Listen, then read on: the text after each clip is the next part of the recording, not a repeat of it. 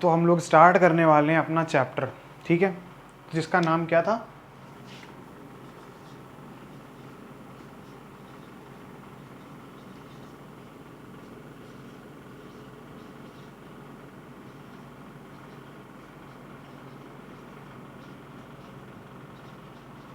ये चैप्टर है, ये अपना चैप्टर है इंटरनल रिकंस्ट्रक्शन, ठीक।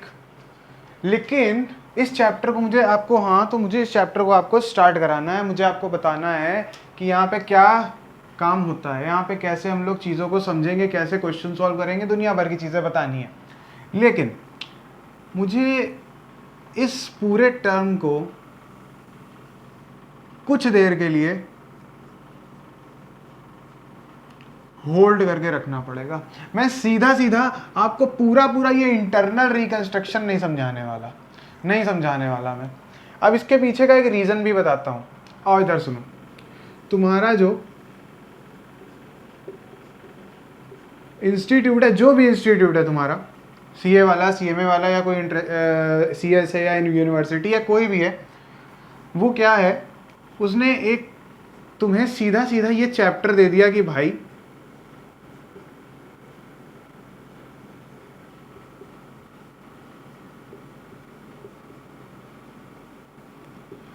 उसने सीधा सीधा तुम्हें ये चैप्टर दे दिया कि जाओ ये इंटरनल रिकंस्ट्रक्शन पढ़ो जा करके।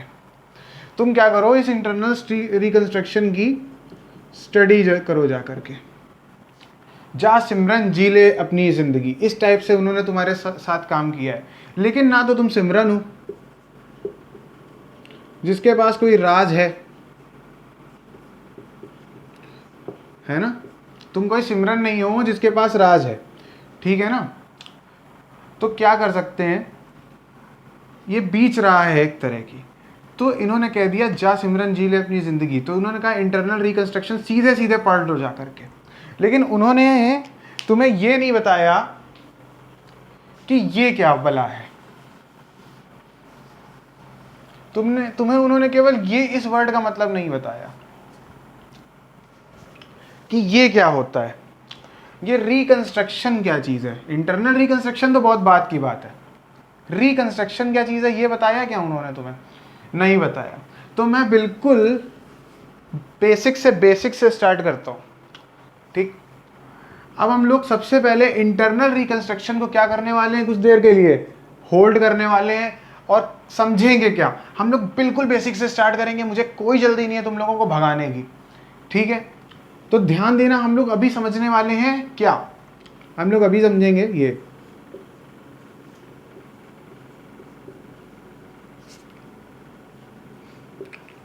हम लोग पहले इसे समझेंगे, ठीक है। ये मेरी नज़रों में ज़्यादा इंपॉर्टेंट है ताकि तुम ये समझ पाओ। रिकंस्ट्रक्शन समझते हैं सबसे पहले। रिकंस्ट्रक्शन क्या होता है, नोट भी कर लेना, इससे बाद में रिवीजन करने में आसानी होगी। रिकंस्ट्रक्शन को हिंदी में अगर बोले तो किसी भी चीज़ को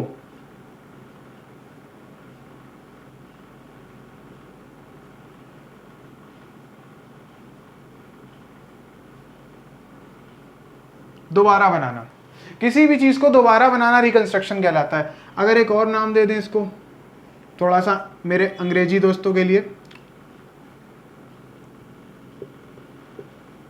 रीबिल्ड करना, किसी भी चीज़ को रीबिल्ड करना, ये रिकंस्ट्रक्शन का एक और मतलब हो गया।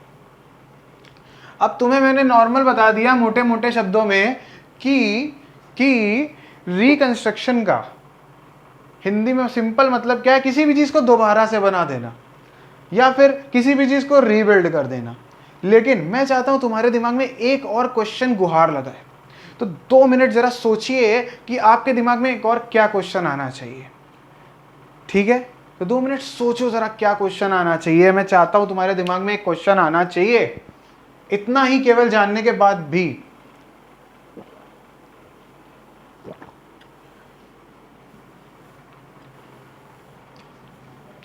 नहीं आया, कोई बात नहीं, मैं लाता हूं, ये काम मैं कर लूंगा, ये काम मेरा बहुत अच्छा आता है। क्वेश्चन किसी को कोई प्रॉब्लम नहीं भी हो रही तो मैं प्रॉब्लम दे देता हूं कि चल भाई तू, प्रॉब्लम तेरे पास होगी तभी तो तू सॉल्व करेगा ना। तो इसीलिए मैं आपको एक प्रॉब्लम दूंगा, आपको मैं एक दिमाग में क्वेश्चन की एक घंटी बजवाऊंगा ताकि आपका दिमाग जो है उस घंटी को रोकने के लिए वर्क करे। रिकंस्ट्रक्शन, अभी क्या पढ़ा? किसी भी चीज को दोबारा बनाना, किसी भी चीज को रीबिल्ड करना। लेकिन एक बात पूछना चाहूंगा, एक क्वेश्चन पूछना चाहूंगा जो तुम्हारे दिमाग में आना चाहिए था, अब आया कि नहीं कमेंट बॉक्स में बताना।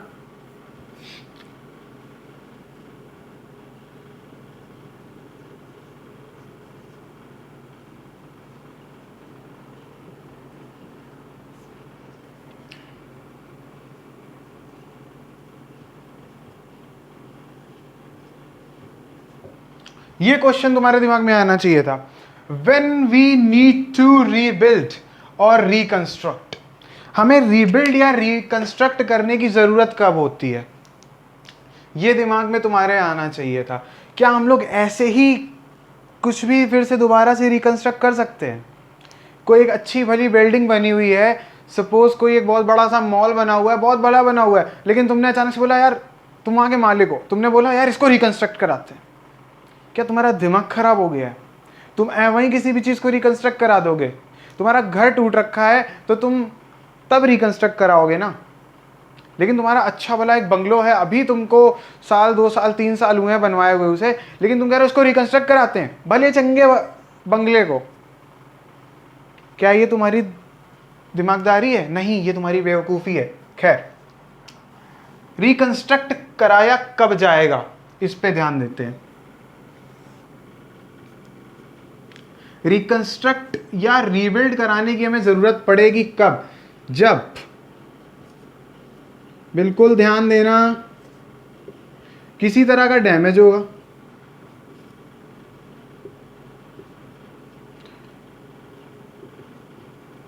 किसी तरह का डिस्टॉर्शन होगा। डिस्टॉर्शन यानी कह सकते हो एक तरह से कोई एक टेम्परेरी रुकावट भी कह सकते हो।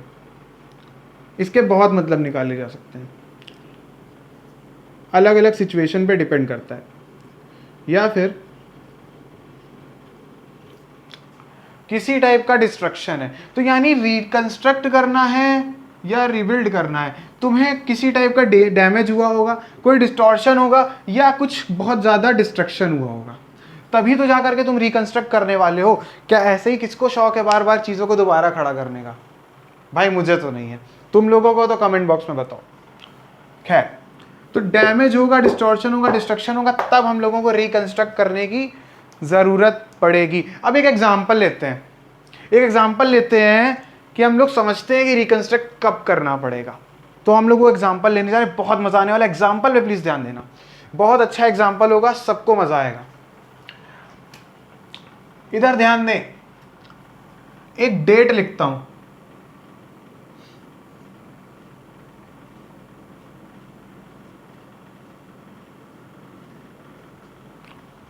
जून 12, 2003। इस डेट को कुछ हुआ था, बताते हैं क्या?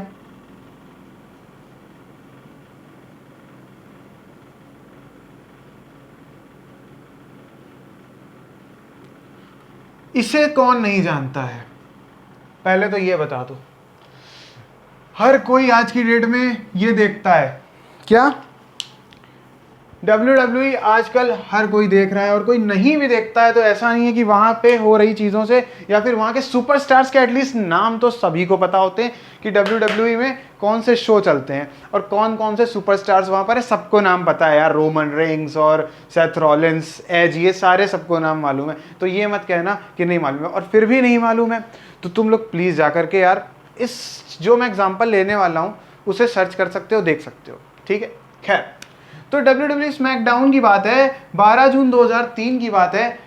उस दिन कुछ ऐसा हुआ, उस दिन एक मैच चल रहा था। वो मैच का मैं बताता हूं, मैच किसका किसका बीच में था। तुम सब दोनों को जानते होगे, पक्की प्रॉमिस बात है, चाहे 90s के बच्चे हो सकते हो या फिर कभी कभी कोई भी होगा वो जानता होगा।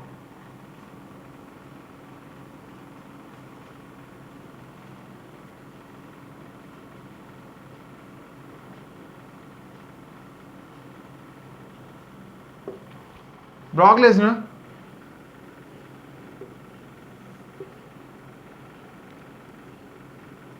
Versus the Big Show. इन दो दिग्गजों के बीच में एक मैच चल रहा था, उसमें कुछ हुआ। वो जो हुआ वहां पर वो कुछ इस प्रकार हुआ, ध्यान से देखिए।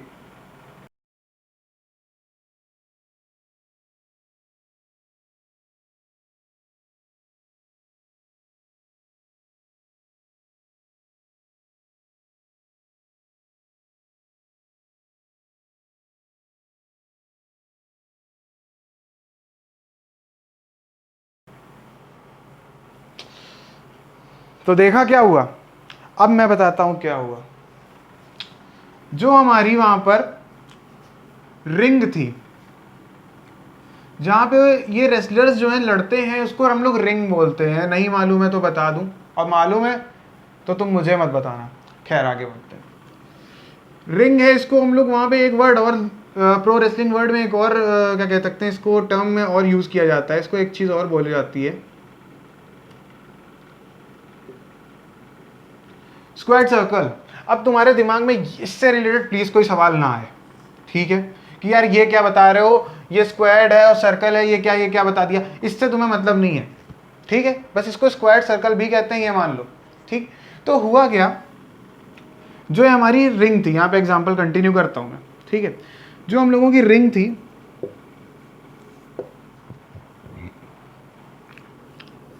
उसमें एक गेम हो गया। रिंग में ब्रॉक ने कुछ किया, ब्रॉक ने क्या किया, ब्रॉक ने बिग शो के ऊपर एक मूव का यूज किया। जैसा कि तुमने देखा, ब्रॉक ने एक मूव का यूज किया। उस मूव को कहते हैं हम लोग सुपरप्लेक्स, ठीक है ना। ब्रॉक ने एक मूव यूज किया जिसको कहते हैं हम लोग सुपरप्लेक्स। किसके ऊपर, बिग शो के ऊपर, ठीक है। अब इससे जो हमारी रिंग थी, वो देखा तुमने क्या हो गया था उसके साथ, वो कोलैप्स हो गई थी। क्या हो गई थी वो रिंग थी, ब्रॉक ने उसको बिग शो को एक मूव दिया जिसको कहते हैं सुपरप्लेक्स। उससे रिंग क्या हो गई हम लोगों की, कोलैप्स हो गई।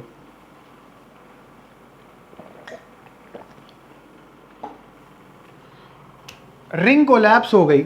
अब मुझे एक बात बताओ, ये सारे जो WWE के प्रोग्राम्स होते हैं, ये वीकली होते हैं, हर दिन नहीं होते, हर हफ्ते होते हैं। तो हुआ क्या, अब एक बात ये बताओ, ये जो कोलैप्स्ड,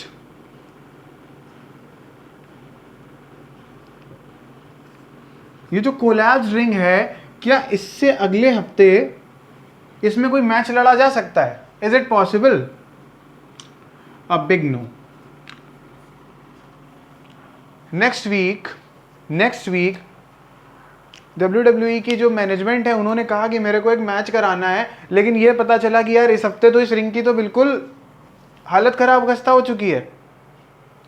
तो क्या पॉसिबल है, क्या इस रिंग में, कोलैप्स्ड रिंग में मैच लड़ना पॉसिबल है? Answer is a big no, नहीं लड़ा जा सकता। तो WWE का जो मैनेजमेंट था, उन्होंने ऑर्डर दिया कि जाओ और उस रिंग को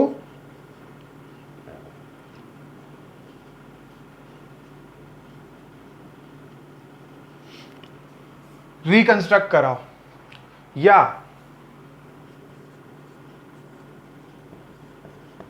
रीबिल्ड कराओ, तब जाकर के हम लोग नेक्स्ट वीक मैच खेल पाएंगे, ठीक है। हम लोग मैच करवा पाएंगे जब ये रिंग हम लोगों की सही होगी, फिर से ठीक होगी। तो तुमने देखा कि जब तक कोई डैमेज नहीं होगा किसी चीज पे, या कोई डिस्टॉर्शन नहीं होगा, या कोई डिस्ट्रक्शन नहीं होगा, हम लोग रिकंस्ट्रक्शन कर ही नहीं सकते। तो इसलिए इन तीन चीजों का होना बहुत जरूरी है। समझ में आती है बात? तो अब तुम्हें यह भी क्लियर हो चुका है कि रिकंस्ट्रक्शन होता क्या है, दोबारा बनाना किसी चीज को, और क्या चीज हो गई, रिबिल्ड करना किसी चीज को। मैंने तुम्हारे दिमाग में सवाल आया हो चाहे ना आया हो, लेकिन फिर भी मैंने सवाल तुम्हारे दिमाग में डाल दिया कि भाई when we need to rebuild या रिकंस्ट्रक्ट, हमें रीबिल्ड या रिकंस्ट्रक्ट करने की जरूरत कब आन पड़ती है? तो मैंने ये भी क्लियर कर दिया, जब कोई डैमेज हो, डिस्टॉर्शन हो या डिस्ट्रक्शन हो, तब हम लोगों को रिकंस्ट्रक्शन या रीबिल्ड कराने की जरूरत पड़ती है। एक एग्जांपल भी बहुत इंटरेस्टिंग सा दिया।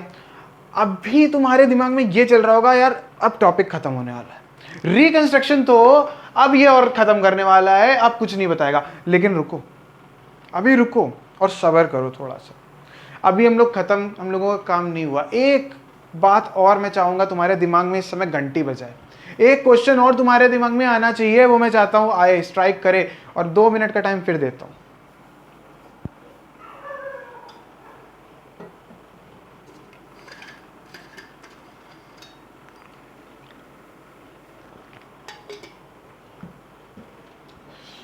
नहीं आया तो चलो मैं वो काम मैं भी कर देता हूं। एग्जाम्पल रफ करते हैं, ठीक है? एग्जाम्पल को हटा देते हैं।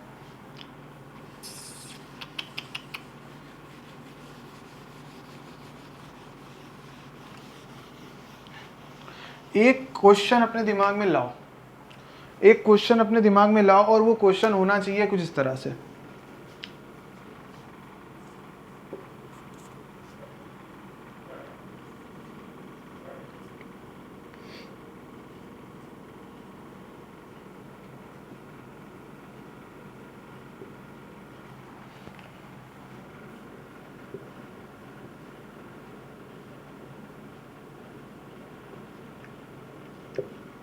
ये क्वेश्चन तुम्हारे दिमाग में आना चाहिए। क्या आना चाहिए? Why reconstruction is necessary, reconstruction की जरूरत क्या है? ठीक है, हमने व्हेन तो समझ लिया, हम लोगों को रिकंस्ट्रक्ट कराने की जरूरत कब पड़ती है, हम लोगों को कब कराना पड़ता है, वो इवेंट कौन सा होता है, उस तब कराना पड़ता है जब कोई डैमेज हो, डिस्टॉर्शन हो या डिस्ट्रक्शन हो। लेकिन वाई, ये तो पता है यार, डैमेज हो गया तुम्हारे उसमें, डिस्ट्रॉय हो गई, तो रिकंस्ट्रक्ट क्यों कराना? रिकंस्ट्रक्शन की जरूरत है क्या? ऐसे भी तो काम हो सकता है, तुम्हारी गाड़ी ठुक गई है, चलने की हालत में तो चला लो ना, रिकंस्ट्रक्ट क्यों कराना है उसको, फिर से क्यों बनवाना है?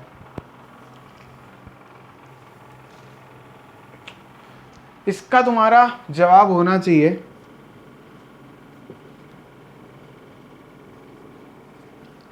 To make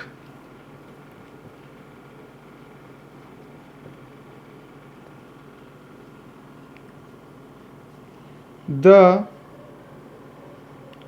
structure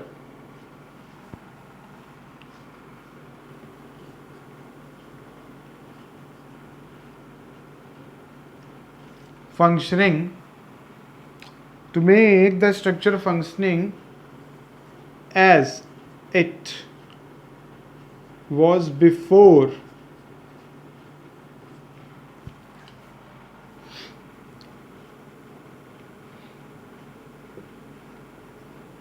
some kind of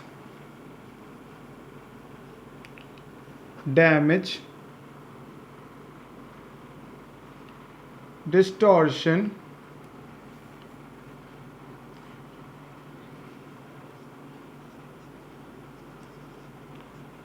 destruction,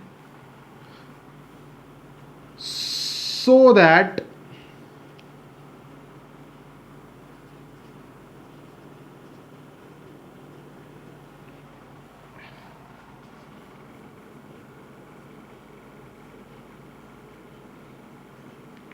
normal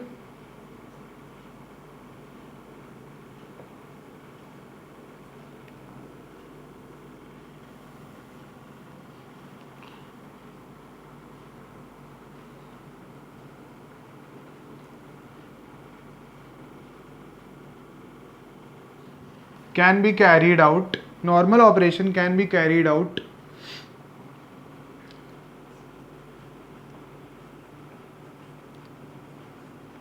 facilitated or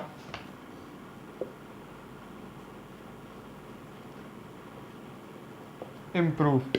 ठीक है ना? अब तुम्हारे दिमाग में जो घंटी नहीं भी बजी, तो मैंने घंटी पहले तो, घंटी ऐसे बनती है ना, कैसी होती है घंटी यार, हमें नहीं आती बनानी, जैसी भी कह दो एक तरह की, मैंने तुम्हारे दिमाग में घंटी बजा दी। ठीक है ना, कि रिकंस्ट्रक्शन जरूरी क्यों है, क्यों जरूरी है, क्यों जरूरी है? आंसर भी लिखा हुआ है, to make the structure functioning as it was before some kind of damage, distortion और डिस्ट्रक्शन, ठीक है, so that the normal operation can be carried out, ठीक है ना, नॉर्मल ऑपरेशन कैरीड आउट हो सके, फैसिलिटेट हो सके, जैसे पहले होते थे उससे और बेटर हो सके, या फिर इंप्रूव किए जा सके, ठीक है ना। फैसिलिटेटेड यानी सिंपली सपोर्टिंग, थोड़ा सा सपोर्ट मिले उनको, या फिर इंप्रूव हो जाए, इंप्रूव यानी जैसे पहले कोई चीज़ काम करती थी उससे और बेटर काम कर रही है, या फिर उससे बेटर चीज़ हो गई है, ठीक है। तो ये हम लोगों का हो गया कंप्लीट। ये अब तुम लोग लंबी गहरी सांस ले सकते हो कि यार कम से कम ये टॉपिक तो हम लोगों का खत्म हो गया, ठीक है। रिकंस्ट्रक्शन का जो बेसिक रिकंस्ट्रक्शन वर्ड था, ये जो रिकंस्ट्रक्शन वर्ड था ये मैंने तुम्हें क्लियर कर दिया है। तो प्लीज इसको जाकर के जरूर समझो, पहले इसको बार बार देखते रहना जरूरी है, ये बहुत बेसिक है, ठीक है, इसको समझते रहना। तो तुम लोगों के दिमाग में फिर से चल रहा होगा कि फाइनली हम लोग अपने जो ये अपना टॉपिक है जिसके लिए हम लोग भैया के पास आए हैं, अब वो पढ़ाने वाले हैं। लेकिन क्या तुमने मेरे विचार पूछे? तुमने मुझसे एक बार भी पूछा कि भैया आपकी क्या इच्छा है? तुमने क्या मुझसे एक बार भी कहा कि भैया आप क्या कराने वाले हो? तुमने मेरी बात नहीं पूछी, मुझसे पूछा नहीं कि भैया आप क्या कराने वाले हो, मेरी इच्छा जानने की कोशिश नहीं करी। और सच बताऊं, मुझे बहुत बुरा लगा। तो इसलिए मेरा जवाब अभी भी वही है, मेरा जवाब है कि भाइयों और उनकी बहनों, मैं इस टॉपिक को अभी भी होल्ड करके रखूंगा, मैं इस टॉपिक को अभी भी होल्ड करके रखूंगा, और तब तक नहीं पढ़ाऊंगा जब तक तुम लोग पहले मुझसे नहीं पूछ लेते कि भैया ऐसा है, क्या आपकी क्या इच्छा है, क्या आप ये चैप्टर पढ़ाओगे। मुझे बुरा लगा कि तुम लोगों ने पहले से ही सोच करके रख लिया कि नहीं अब तो ये पढ़ाने वाले हैं, मुझे बुरा लगा। अगली बार से तुम लोग इस बात का ध्यान रखोगे तो मैं तुम लोगों की मर्जी का जो भी होगा वो कराने की पूरी कोशिश करूंगा। खैर आओ, अब जब मैंने कह ही दिया है कि इसको अब हम लोग होल्ड करने वाले हैं, इसको हम लोग होल्ड करने वाले हैं, तो हम लोग क्या कुछ तो और पढ़ने वाले हैं। हाँ, क्या पढ़ने वाले हैं? आओ इधर आओ, इसको ही लेकर के आओ। अभी हम लोगों ने क्या पढ़ा?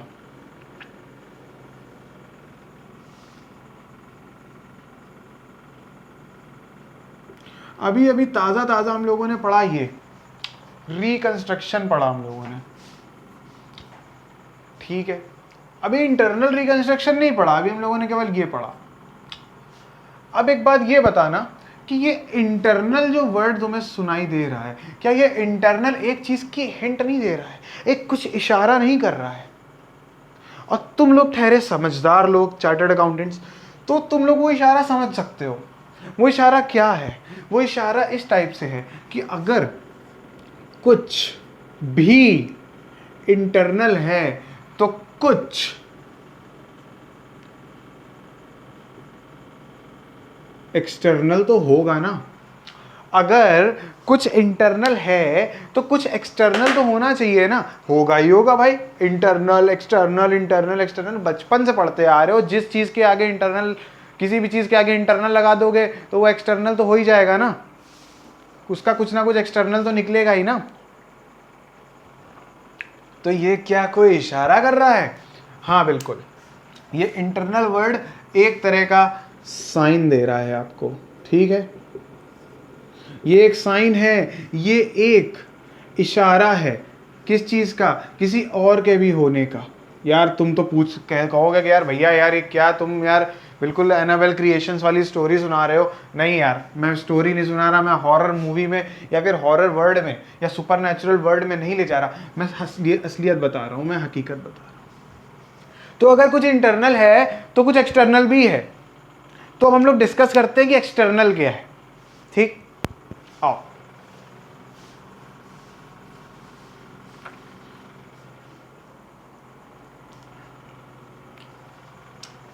इधर आओ।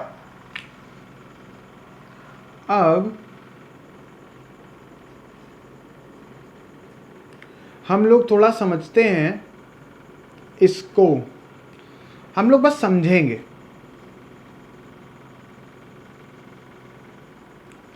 इस पे हम लोग एक खुशी की बात तुम्हें बता दूं, इस टॉपिक पे फिलहाल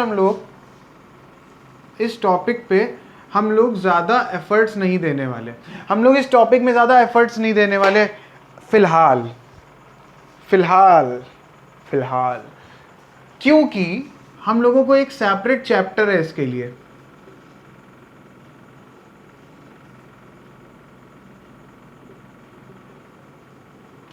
अमेलगमेशन, वहां पे इस टॉपिक को अच्छे से समझाया गया है, लेकिन फिर भी मैं यहाँ पे तुम्हें एक ब्रीफ इंट्रोडक्शन इसका करा देता हूँ। इस पे हम लोग ज़्यादा एफर्ट लगाए बिना, ये नहीं मैं बोलूँगा कि मैं समय बर्बाद करूँगा। यहाँ पर समय बर्बाद इस पे होगा ही नहीं, क्योंकि it is one of the most important topics जो तुम्हें जानना ही चाहिए। ठीक है, तो तुम्हें बता दूँ, एक्सटर्नल रिकंस्ट्रक्शन जो होता है वो होता क्या है वो बताऊंगा, लेकिन पहले थोड़ा सा लीगल बातें कर लेते हैं। एक्सटर्नल रिकंस्ट्रक्शन जो होता है इसको गवर्न करता है सेक्शन 232। 232 कौन सा, किस एक्ट का पूछोगे ना, कोई एक्ट तो होगा ना, कोई लॉ तो होगा ना। हाँ है ना, अपना वही पुराना, सिंस 2013 सुनते चले आ रहे हो, कंपनीज एक्ट 2013। ये इसका सेक्शन नंबर 232 इस एक्सटर्नल रिकंस्ट्रक्शन की पूरी प्रोसेस को गवर्न करता है। तो अब ये तो बात हो गई थोड़ी सी हम लोगों की कैसी, लीगल टाइप्स, लेकिन अब हम लोग ये तो जाने ये होता क्या है। आओ, तो सबसे पहले हम लोगों ने क्या जाना है यहाँ पर, इसको गवर्न कौन करता है, सेक्शन नंबर 232 किसका, कंपनीज एक्ट का।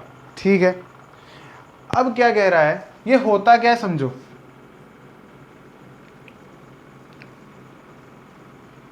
अ न्यू कंपनी, एक नई company is formed by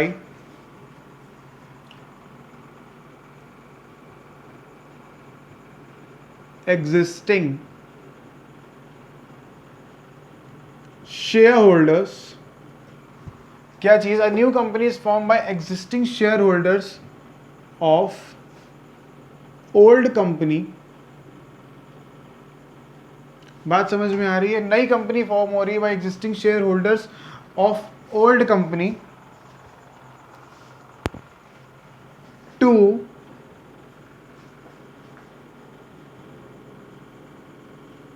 take over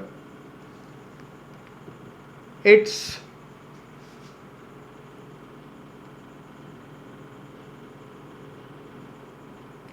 assets and liabilities। अभी बताते हैं क्या है।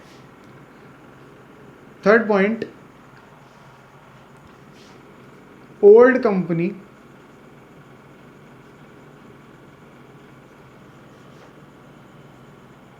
Gets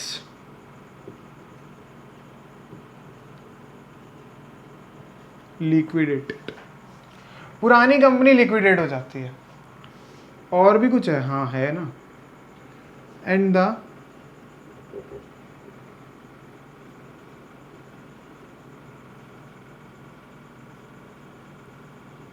new company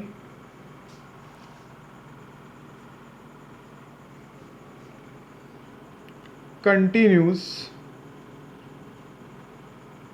as going concern।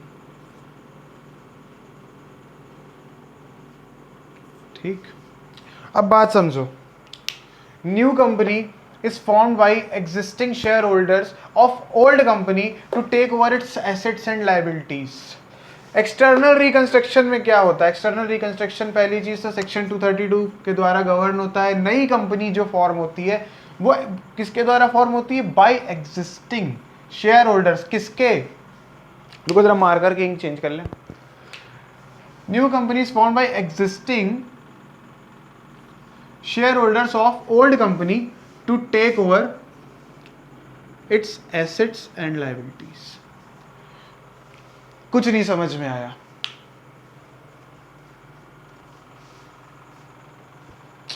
तुम कहोगे भाई कुछ समझ में नहीं आ रहा, ये क्या बोल रहे हो तुम, ये कौन सी भाषा है, कुछ नहीं समझ में आ रहा मुझे। एक एग्जाम्पल दो, एक उदाहरण दो जो असल जिंदगी में हो सकता हो। तो तुम लोगों के दिमाग में यही चल रहा है कि एग्जाम्पल दिया जाए। मेरे को समझ में नहीं आ रहा यार, ये क्या बता रहा है, नई कंपनी है, फॉर्म हो जाती है ये एग्जिस्टिंग शेयर होल्डर्स के थ्रू ऑफ ओल्ड कंपनी, जिस जो कि उसके एसेट्स एंड लायबिलिटीज को टेक ओवर कर लेते हैं। ठीक है, बताते हैं। पहले इन पॉइंट्स को थोड़ा समझ लो, फिर उसके बाद हम लोग बताते हैं कि जो नई कंपनी होगी, फिर से रिपीट कर रहा हूँ, नई company is formed by existing share holders of old company.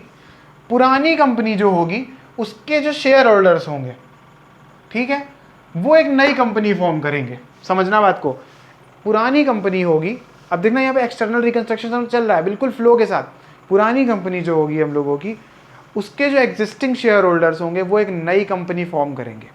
नई कंपनी फॉर्म करके वो लोग उस ओल्ड कंपनी के एसेट्स और लायबिलिटीज किसके, तुम सोच रहे हो कि कौन सी कंपनी की बात कर रहे हो, न्यू या ओल्ड, एसेट्स लायबिलिटीज किसके टेक ओवर हो जाएंगे, ओल्ड कंपनी के। समझ में आई बात। पुरानी कंपनी के सन्ड्री एसेट्स और लायबिलिटीज टेक ओवर कर लेंगे कौन, existing share holders by new company, ठीक है ना, न्यू कंपनी से टेक ओवर करवा लेंगे। अब इसमें बहुत आसानी सी बात आती है कि फिर ओल्ड कंपनी का क्या होगा। जब ओल्ड कंपनी के शेयर होल्डर्स नई कंपनी द्वारा ओल्ड कंपनी के एसेट्स और लायबिलिटीज, फ्लो बिल्कुल बिगड़ने नहीं देना, ओल्ड कंपनी के एसेट्स और लायबिलिटीज को टेक ओवर करा लेंगे, तो ओल्ड कंपनी का क्या होगा, ओल्ड कंपनी हो जाएगी लिक्विडेट, खत्म, tata bye bye goodbye, गया। समझ में आई बात। तो ओल्ड कंपनी हम लोगों की खत्म हो जाएगी, बिल्कुल खत्म हो जाएगी, और न्यू कंपनी जो हम लोगों की होगी वो कंटिन्यू करेगी एज गोइंग कंसर्न, वो आगे चलती जाएगी चलती जाएगी चलती जाएगी, ठीक है, अनलेस एंड अनटिल उसको भी कभी बंद करने की ज़रूरत आन पड़ी। ठीक है, गोइंग कंसर्न का मतलब सबको मालूम है, यहाँ बताने नहीं वाला हूँ क्योंकि आप लोग बहुत बड़े बच्चे हो, आप लोगों को ये बताने की मुझे ज़रूरत नहीं है, ठीक है, ये आपने बचपन में पढ़ा होगा। ठीक, तो हम लोगों का एक्सटर्नल रिकंस्ट्रक्शन भी ख़त्म हो गया क्या, नहीं, अभी तो कहोगे यार एग्जाम्पल नहीं दिया तुमने, एग्जाम्पल भी ले लो यार, आओ एग्जाम्पल लेना है। एग्जाम्पल लेना है, जैसे मान लो हम लोगों के पास एक कंपनी थी, कंपनी का नाम क्या लें, कंपनी का नाम क्या लें, कंपनी का नाम क्या लें, सपोज हम लोग वही पुराने घिसे पिटे नाम ले लेते हैं यार, अभी कोई अच्छा सा नाम नहीं याद आ रहा है। एक कंपनी थी एक्स लिमिटेड, ठीक है, अब हम लोग सारे रोल्स असाइन करते हैं, ठीक है, तुमने यहाँ पे बहुत सारे किरदारों के बारे में सुना होगा, एक ओल्ड कंपनी थी, एक क्या कहते हैं, एक न्यू कंपनी थी, एक ओल्ड कंपनी थी, एक न्यू कंपनी थी, एग्जिस्टिंग शेयर होल्डर थे और एसेट्स और लायबिलिटीज थे, काफ़ी सारे किरदार हैं, हम लोग किरदारों को बैठाते हैं यहाँ पर। एक्स लिमिटेड जो है हम लोगों की, ये हम लोगों की ओल्ड कंपनी है, ठीक है। अब एक्स लिमिटेड के जो शेयर होल्डर्स थे, या फिर कह दो अच्छी इस भाषा में एग्जिस्टिंग शेयर होल्डर्स थे, उन्होंने क्या किया, एक न्यू कंपनी फॉर्म करी, उन्होंने एक न्यू कंपनी फॉर्म करी एक्स वाई लिमिटेड, नाम देते हैं एक्स एक्स लिमिटेड, ठीक है ना, डबल एक्स लिमिटेड, ठीक है ना, जो कि हम लोगों की क्या थी, अगर हम लोग रोल्स असाइन करें तो हम लोगों की क्या थी, न्यू कंपनी थी वो। और एग्जिस्टिंग शेयर होल्डर्स ने क्या किया, ओल्ड कंपनी के सन्ड्री धूप में सूखे हुए असेट्स और लायबिलिटीज को क्या करा दिया, टेक ओवर करा दिया बाय न्यू कंपनी, यानी कि एक्स लिमिटेड। यानी कि एक्स लिमिटेड ने क्या करा, सॉरी थोड़ा सा नाम से डिफरेंस आ रहा है, डबल एक्स लिमिटेड ने क्या करा, एक्स लिमिटेड के जो सन्ड्री एसेट्स और लाइबिलिटीज थे उन्हें टेक ओवर कर लिया, ठीक है। और जो सारे के सारे एग्जिस्टिंग शेयर होल्डर्स थे एक्स लिमिटेड के, वही सेम के सेम डबल एक्स लिमिटेड में भी हैं। फिर से नहीं समझ में आया? समझ लो। एक कंपनी थी एक्स लिमिटेड, जो कि थी हम लोगों की कौन सी कंपनी? ओल्ड कंपनी, ठीक है। एक्स लिमिटेड के शेयर एग्जिस्टिंग शेयर होल्डर्स जो थे उन्होंने क्या करा, एक न्यू कंपनी फॉर्म करी, कौन सी? एक्स लिमिटेड, ठीक है। और क्या करा, एक्स लिमिटेड के थ्रू उन्होंने एक्स लिमिटेड के सारे सन्ड्री एसेट्स और लाइबिलिटीज को टेक ओवर करवा दिया, जिससे क्या हुआ, जो हम लोगों की ये एक्स लिमिटेड थी ये कुछ हो गई, ये क्या हो गई, ये लिक्विडेट हो गई। यानी क्या हो गई, tata bye bye goodbye गया, याद होगा ना, ये वही हो गई। तो एक्स लिमिटेड चली गई और अब एक्स लिमिटेड जो है ये क्या करने वाली है, आगे कंटिन्यू करेगी।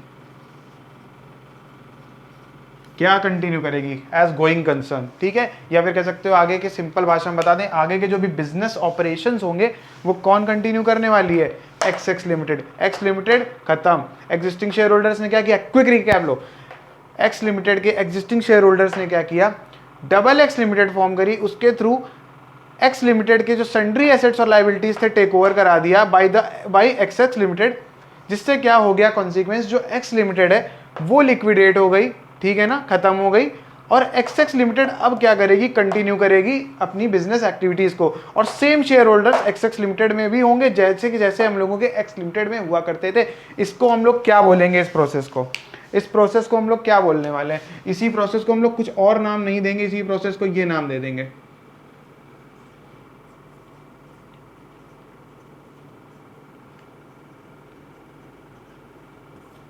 External reconstruction. इसी को बोला जाता है, और कुछ नहीं है। और हम लोगों का ये टॉपिक अब खत्म हो गया है, ठीक है। अब खुश हो, अब हम लोग आगे बढ़ेंगे, ठीक। तो फाइनली तुम्हें याद होगा कि मैंने ये टॉपिक स्टार्ट किया था और इसके बाहर एक बाउंड्री सी बना दी थी और बोला था कि यार इसको मैं क्या करने वाला हूँ, होल्ड करके रखने वाला हूँ, यानी अभी नहीं पढ़ाऊंगा मैं इसको। तो तुम्हें क्या लगता है, क्या वो घड़ी आ गई है जब हम लोग इसको पढ़ने वाले हैं? बिल्कुल सही समझे, अब हम लोग इसको पढ़ने वाले हैं। देखो मैंने क्यों आप लोगों को इतना क्या कहते हैं, इतने टाइम बाद इसको पढ़ाया, इस टॉपिक को अब जाकर के मैं इंटरनल रिकंस्ट्रक्शन को टच क्यों कर रहा हूँ? क्योंकि क्या हुआ था कि तुम्हें पहले ना पता था कि रिकंस्ट्रक्शन क्या होता है,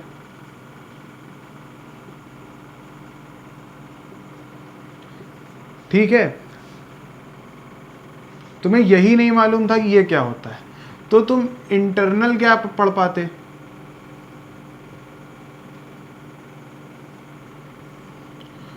लेकिन अब इंटरनल था तो मेरा मन किया कि इंटरनल से पहले मैं तुम लोगों को ये भी बता दूं कि एक्सटर्नल भी कुछ होता है।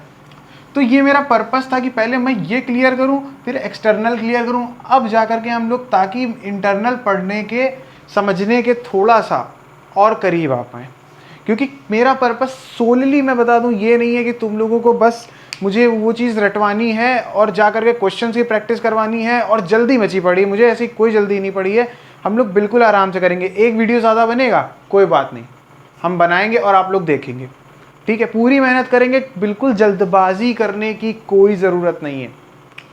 जल्दबाजी में सारे काम खराब होते हैं और हम लोग जल्दबाजी के पीछे बिल्कुल नहीं पड़ने वाले, बिल्कुल रिलैक्स होकर के चलेंगे।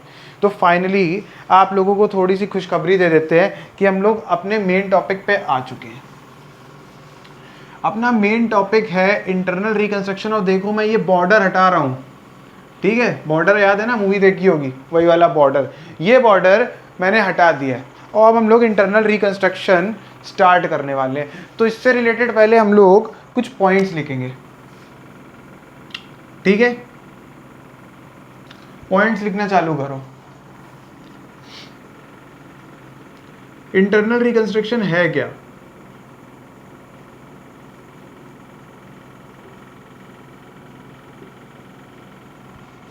reorganization of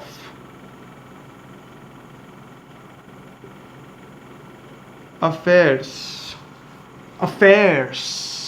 affairs of a company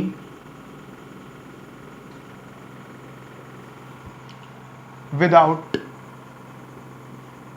लिखा बाद में, बोल पहले ही दिया मैंने, sorry, reorganization of affairs of a company without liquidating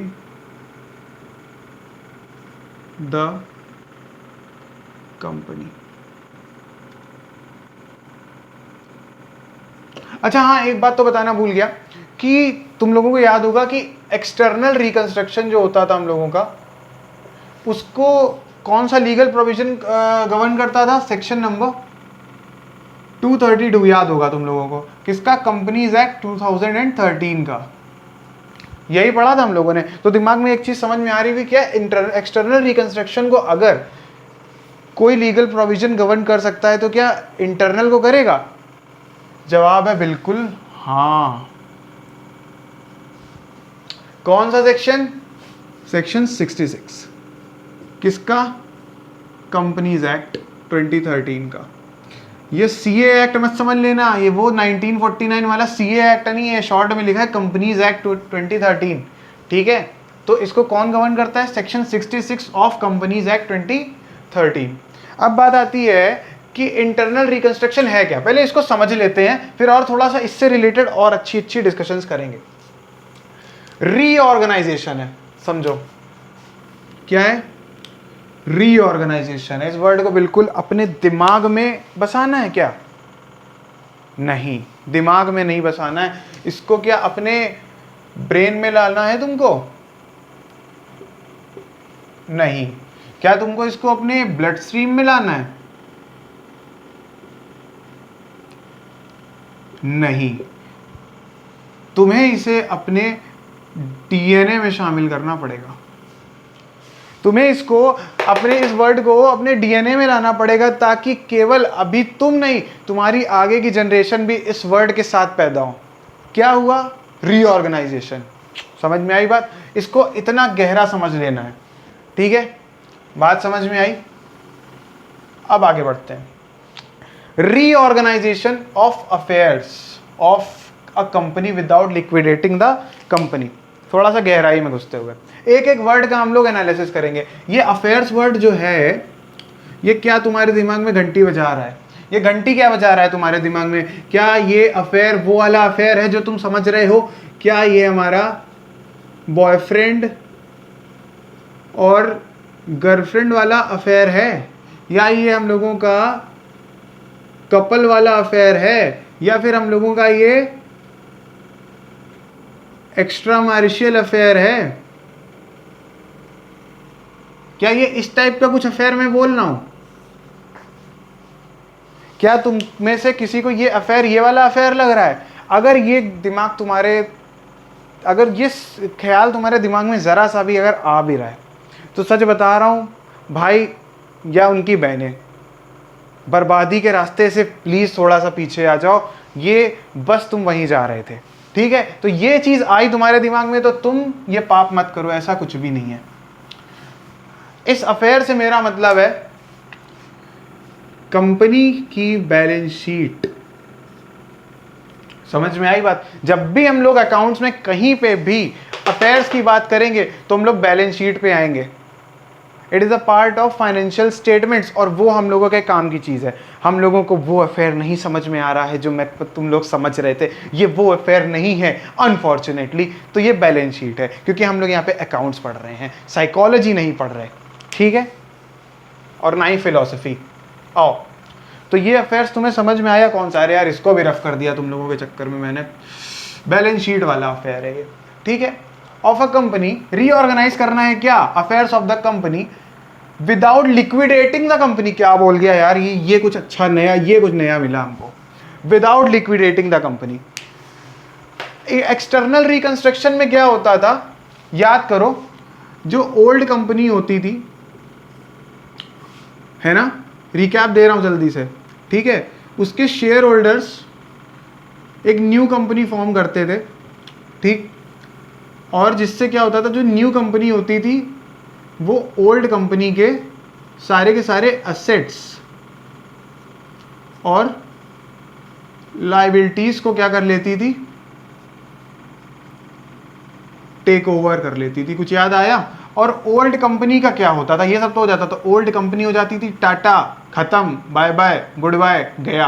ये क्या हो जाती थी, ये लिक्विडेट हो जाती थी। अच्छा हाँ, ये किसका केस था? ये केस था हम लोगों का एक्सटर्नल रिकंस्ट्रक्शन का। लेकिन क्या हम लोग एक्सटर्नल रिकंस्ट्रक्शन पढ़ रहे हैं? नहीं, हम लोग तो वो टॉपिक पढ़ रहे हैं जिसके लिए तुम लोग गुहार लगा रहे थे, इंटरनल रिकंस्ट्रक्शन। तो यहाँ पे विद लिक्विडेशन काम होता था, लेकिन यहाँ पे विदाउट लिक्विडेशन होगा। यानी कि जो हमारी ओल्ड कंपनी है इसको बख्श दिया जाएगा, ठीक है, ये लिक्विडेट नहीं होने वाली है। हमारी जो एग्जिस्टिंग कंपनी है, ओल्ड कंपनी है, वो लिक्विडेट नहीं होगी विदाउट लिक्विडेटिंग द कंपनी। तो इतनी बात समझ में आती है? इतनी बात समझ में आई क्या तुमको? आ गई है? नहीं आई है तो अभी थोड़ी देर में और अच्छे से आएगी, जब तक हम लोग और गहराई नापेंगे यहाँ पे, ठीक है। तो अभी मैं और आगे बढ़ के बताता हूं।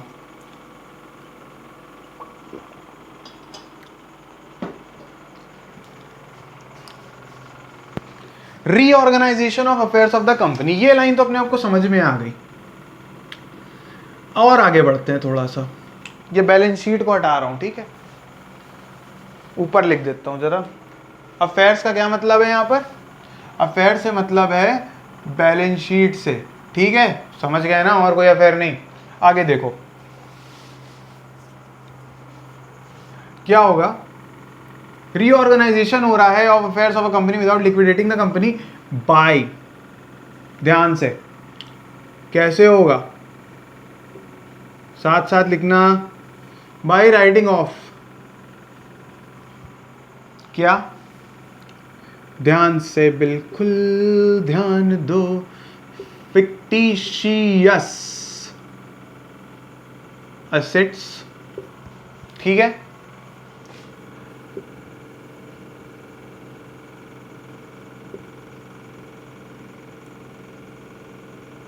intangible assets and कुछ और भी बचा है, हाँ, क्या, accumulated losses। ये तीन चीजें उड़ानी पड़ेगी हम लोगों को। हमें रीऑर्गेनाइजेशन करना है कंपनी की बैलेंस शीट का विदाउट लिक्विडेटिंग, लेकिन कैसे? बाय राइटिंग ऑफ तीन चीजें। वो तीन चीजें क्या है, जरा मार्कर बदलने दो मुझे। By writing of fictitious assets, intangible assets and accumulated losses. अच्छा, एक चीज तुमको यहाँ पे समझ में आती है क्या? ये जो तीन बैलेंसेस मैं बता रहा हूं, इन सब के बैलेंसेस कैसे होंगे? मतलब मैं क्वेश्चन ये पूछ रहा हूं, क्या इनका बैलेंस ये डेबिट होगा या क्रेडिट होगा? एसेट है तो हमने तो पढ़ा था ये तो डेबिट होगा, ठीक है। एसेट है हमने ये पढ़ा था ये तो डेबिट होगा। क्या ये लॉस भी डेबिट होगा? हाँ, ये डेबिट होगा। हमारी जो बैलेंस शीट बनती है, ठीक है, उसमें एक ये हम लोगों की लायबिलिटीज साइड होती है और हमारी एक ये एसेट साइड होती है। यहाँ पे हमारी ये सारी चीज़ें आती हैं, ठीक है, डेबिट बैलेंस के फॉर्म में। समझ में आती है बात? तो ये मैं बताना क्लियर करना चाहता हूँ। तो जिन मेरे प्यारे भाइयों और उनकी बहनों को ये चीज़ क्लियर नहीं थी कि इसका बैलेंस क्या होगा, तो क्लियर कर दें, इन सब का बैलेंस डेबिट बैलेंस होगा, ठीक है। कोई दिक्कत, कोई कष्ट परेशानी नहीं है। तो आगे बढ़ते हैं। अब राइट ऑफ तो करना था ये तीन चीज़ें, लेकिन कैसे करोगे? तुमने एक नहीं समझ आ रहा है, इन सब चीज़ों को तुम्हें बैलेंस शीट से उड़ाना है। जो ये बैलेंस शीट हमने बनाई थी, यहाँ पर ध्यान होगा, उसमें राइट साइड में खूब सारे डेबिट बैलेंसेज हैं, उसको उड़ाना पड़ेगा। अगर मान लो सपोज खूब सारा डेबिट बैलेंस है, हमें उसको गायब करना है, तो हम लोग डबल एंट्री का रूल पढ़ के आए हैं कि अगर कोई एक जैसे डेबिट बैलेंस खूब सारा है तो उसको हमको हटाना है, अगर गायब करना है तो उसको हमको इक्वल अमाउंट से क्रेडिट भी करना पड़ेगा। ये बचपन में पढ़ा था, याद करो, याद आएगा। तो नहीं याद आ रहा है तो फिर से बता देता हूँ। सपोज तुम्हारे पास डेबिट बैलेंस, तुम्हारे पास किसी भी चीज़ का 1 लाख रुपए पड़ा हुआ है, ठीक है। अब तुम्हें उसे गायब करना है। सपोज तुम्हारे पास मशीनरी है डेबिट, ठीक है ना, 1 लाख की, ठीक। मशीनरी तुम्हारे पास 1 लाख रुपए की है। अब तुम चाह रहे हो कि हम इसको गायब कर दें, अपनी बुक से हटा दें, ये तुम्हारी बैलेंस शीट में इस साइड पे आ रही है, कितने की, 1 2 3 4 5, 1 लाख रुपए की तुम्हारी बैलेंस शीट आ रही है। तुम चाह रहे हो कि तुम इसको यहाँ से गायब कर दो। कैसे गायब करोगे? ऐसे तुम कह दोगे यार ये कर दिया, लो गायब हो गई। तुमको सिंपल आंसर दोगे ना कि यार ये बस कुछ नहीं करना, मेरे को यहाँ से गायब कर देना है। लेकिन मेरे भाई तुमने यहाँ से गायब कर दिया, 1 लाख रुपए तुमने यहाँ से उठा दिए। मैंने माना कि तुमने एक जादू सीखा था, ठीक है, उससे तुमने कुछ नहीं किया, यहाँ से 1 लाख रुपए हटा दिए, ठीक है, मशीनरी गायब कर दी। लेकिन यार तुमको एक बात नहीं दिख रही है, तुम्हें यहाँ पे कुछ तुम्हारी अर्थमेटिकल प्रॉब्लम इश्यूज आ जाएंगे। सपोज यहाँ का टोटल तुम्हारा 5 लाख आ रहा है, सब कुछ मिला करके, बहुत सारे यहाँ पे आइटम्स हैं, और यहाँ पे तुम 1 लाख ऐसे ही गायब कर दोगे, ऐसे ही गायब कर दोगे, तो यहाँ पे तुम्हारा बैलेंस जो है ये मिसमैच नहीं हो जाएगा। तो यानी कि हम लोगों ने क्या सीखा है कि मशीनरी को अगर हमें 1 लाख रुपए की हम लोग इस तरह से यहाँ से गायब नहीं कर सकते, we are not permitted to do the same. तो हमको क्या करना चाहिए? हम लोगों को इसको सेम अमाउंट से, इसका बैलेंस कैसा होता है मशीनरी का, बताओ सब लोग? डेबिट, डेबिट होता है। तो इक्वली हमको क्रेडिट करना है। सपोज हमारे पास एक ट्रांजैक्शन लेते हैं कि हम लोगों की मशीनरी की सेल हो रही है, ठीक, और हम लोग और इसको आसान बनाने के लिए इसकी सेल करा देते हैं। कितने में सेल हो रही है? हम लोगों की कैश में, सेल इन कैश, कैश में हम लोगों की मशीनरी बिक गई है at book value. Book value क्या है यानी कि 1 लाख। तो हम लोगों की जर्नल एंट्री क्या बनेगी? क्या बनेगी जर्नल एंट्री? अरे भैया क्या बनेगी जर्नल एंट्री? तो भैया हम लोगों की जर्नल एंट्री कुछ ऐसी बन जाएगी कि हमारी मशीनरी बिक गई, तो हमारा कैश जो अकाउंट था वो क्या हो गया? डेबिट हो गया। टू किससे? मशीनरी से। कितने का बैलेंस? 1 लाख, 1 लाख। तो अब देखा जाए, अब तुम परमिटेड हो कि तुम इस मशीनरी को यहां से गायब कर सकते हो। समझ में आई बात? ये ऐसे ही कुछ होता है। समझ में आई बात? अब लेकिन तुम कह रहे हो कि यार ये तुमने मशीनरी गायब कर दी 1 लाख रुपए की, चलो मानते हैं, लेकिन वहां पे यहाँ पे कैश खड़ा हो गया ना। एक दूसरा एग्जांपल लें क्या हम लोग, अच्छा सा और बेटर सा, कि सपोज तुम्हारी सेल हो गई है, तुमने सेल कर दी है, किसको? तुमने सेल कर दी है, तुमने सेल तुमने किसको कर दी? सपोज तुमने सेल करी है एक्स को, ठीक है ना, ऑन क्रेडिट। अब तुमने क्रेडिट सेल करी है। समझ में आ रही है बात? अब सपोज क्या होगा तुम्हारे पास, 1 लाख रुपए की तुमने बुक वैल्यू पे कर दी, तो क्रेडिट पे भी वही चीज़ होने वाली है, कुछ खास नहीं होने वाला है। बस कैश की जगह तुम्हारे पास एक्स का अकाउंट आ जाएगा। तो तुम्हारा एक क्या बढ़ गया?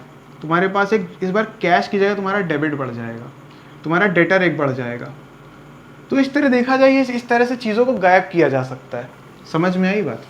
तो बस ये सिंपल सा एक एग्जाम्पल था, ज़्यादा कॉम्प्लेक्स मत होना, ठीक। अब बात समझो, बाय राइटिंग ऑफ ये चीज़ें, तो खूब सारा इससे ये सीखा हम लोगों ने कि डेबिट बैलेंस अगर खूब सारा है तो उसके लिए हमें खूब सारा क्रेडिट बैलेंस चाहिए होगा उस चीज़ को गायब करने के लिए। अब ये सवाल आता है कि इतना सब कुछ गायब करना है, तो अब क्रेडिट बैलेंस कहाँ से आएगा? क्रेडिट बैलेंस कुछ यहाँ से आएगा, इधर ध्यान दें। इसके लिए क्या होगा? फॉर विच कंपनी क्रिएट्स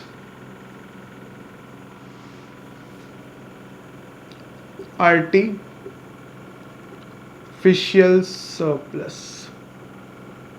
इस चीज को इन्वर्टेड कॉमा में रख दें। कंपनी क्या क्रिएट करती है? कंपनी एक आर्टिफिशियल सरप्लस क्रिएट करती है। कैसे क्रिएट करती है? By adoption of the following veg.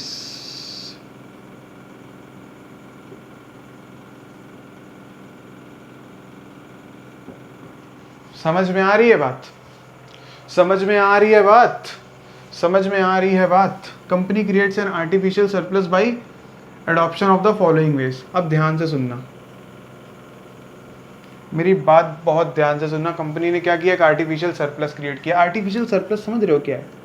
ये एक तरह की, सपोज तुम समझ लो, कंटेनर है जो ये कंटेनर है जिसमें खूब सारी चीज़ें होंगी, जिससे तुम्हारा डेबिट बैलेंस खत्म होगा, यानी कि खूब सारे डेबिट बैलेंस को गायब करने के लिए खूब सारा क्रेडिट बैलेंस चाहिए होगा, वो इसी में होगा।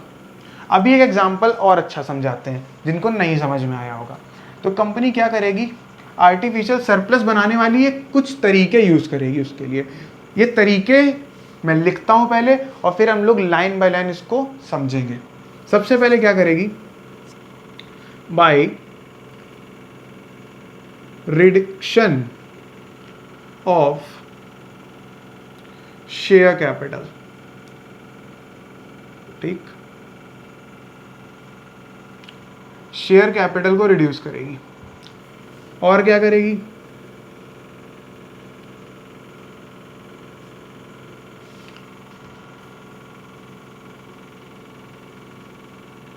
रिवैल्यूएट एग्जिस्टिंग एसेट्स, अपने एग्जिस्टिंग एसेट्स को क्या करने वाली है, वो रिवैल्यूएट करके। अभी एक एक चीज, हर एक चीज समझेंगे हम लोग, हर एक चीज समझेंगे, हर एक एस्पेक्ट को बहुत अच्छे से समझेंगे विद एग्जांपल। रिवैल्यूएट एग्जिस्टिंग एसेट्स, ठीक है। और क्या करेगी, बाय यूटिलाइजिंग एग्जिस्टिंग रिजर्व्स, अपने पास कोई एग्जिस्टिंग रिजर्व होगी उसको यूज कर लेगी। या फिर एक तरीका और, रिडक्शन ऑफ शेयर कैपिटल हो गया, रिवैल्यूएशन ऑफ एसेट्स हो गया, यूटिलाइजिंग ऑफ एग्जिस्टिंग रिजर्व्स हो गया। अब लास्ट देखो यहां पर, बाय पार्शियली या fully waived of claims by किनके द्वारा, क्रेडिटर्स या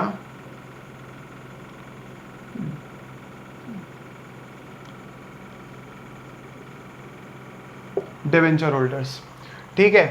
तो ये 4 पॉइंट्स हो गए हम लोगों के। यार ये मेरा अंडर रूट बन जाता है यार, मुझे अच्छा नहीं लगता, खैर समझ में आ गया।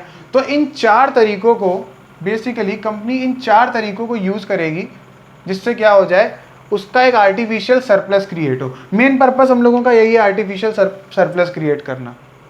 समझ में आई बात? तो अब समझो बात को, ये हम लोगों का खूब सारा क्रेडिट बैलेंस क्रिएट होने वाला है। अब हम लोग एक एक पॉइंट को थोड़ा सेपरेटली समझते हैं। जैसे रिडक्शन ऑफ शेयर कैपिटल क्या होगा, रिवैल्यूएशन क्या है, ये क्या है, हम लोग समझते हैं इस चीज़ को बहुत डेप्थ में। अब इधर देखना, सपोज हम लोग पहला केस लेके चलते हैं। यहाँ पे मैं यहाँ पे तुम लोगों को इस वाले पोर्शन में केवल यही समझाऊंगा कि भाई ये क्या है। सपोज केस 1 अपना, केस 1 क्या है, शेयर कैपिटल वाला। सपोज तुम्हारे पास, तुम्हारी कंपनी के पास,